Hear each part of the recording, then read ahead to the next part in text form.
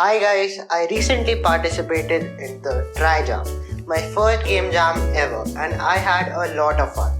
In this video, I'm going to share my experience and also some things that I learned along the way. So let's get started. The Try Jam is a game jam that is hosted by Rock Knight Studios, in which we are supposed to make a game in just 3 hours. I teamed up with Gara and we started planning and discussing game ideas. So we decided that I will be doing the art, design and sound effects while he will be doing the programming. So this time the theme was toxic. We decided to make a top-down shooter where we get intoxicated when enemies come close to us. When our toxicity is 100%, we die and the game restarts. And also the player has a gun and can shoot those enemies and kill them. Each time we kill an enemy, we get 10 points. By the way guys, the link for the game is in the description. You can play it in your browser, so make sure to check it out and let me know what do you think in the comments. So I was pretty confident that we will be able to execute all of this in just 3 hours. We quickly set up Unity Collab and got to work.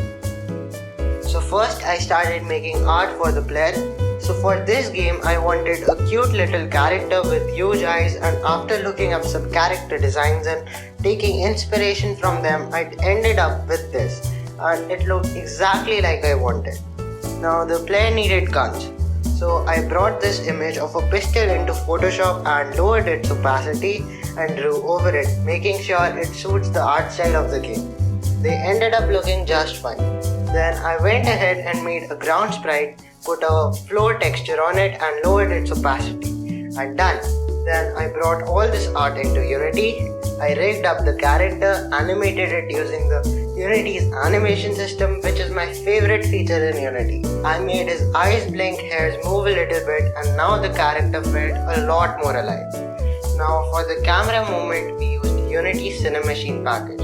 We just made the camera follow player's position and confined it inside a polygon collider using a Cinemachine confiner. Now while I was making art, Gara had already started coding in the player movement and the shooting mechanics. So first what we had decided is that the player will have 2 guns and the player will shoot from one of them at a time depending on where he clicks on the scene. But that didn't really work nicely, and also it was a bit complicated and we did not have any time to waste. So I decided to just stick with one gun that rotates around the player based on player's mouse position and shoots projectiles when the player clicks using the left mouse button. So the player and its movement were done. Then we started working on the enemy. So I created this, an eye with wings. Then Gara started coding the enemy behavior, the damage and health system for both the player and the enemy.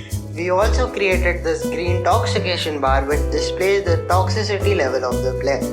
Now meanwhile I also started thinking about how to make the art look better. Like it was okay, but it still didn't look that great.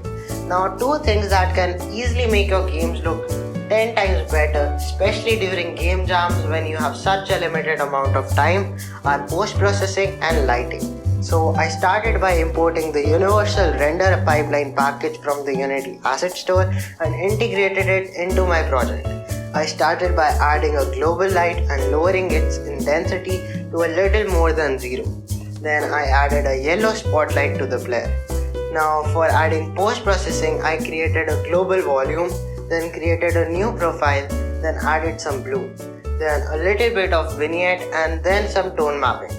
And already the game looked so much better. The basic gameplay was done, but the game still felt pretty boring. What we needed was some game feel. Now from my experience, there are 2 very easy and extremely effective techniques to do this. They are screen shake and particles. So I created this blood particle that spawns whenever the enemy dies, and Gara created a screen shake script for the camera.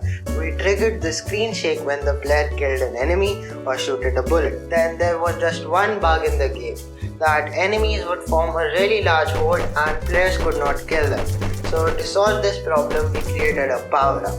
So when the player will right click, a force field will be formed and all the enemies inside a certain range will die as the force field gets bigger. So we decided that the player will have 2 of these in the starting and more of these will be randomly spawned in the game. So the player tries to move around and find these. One more thing that we decided is a cooldown for this power up, so that the player has to wait to use this power up and understand its importance.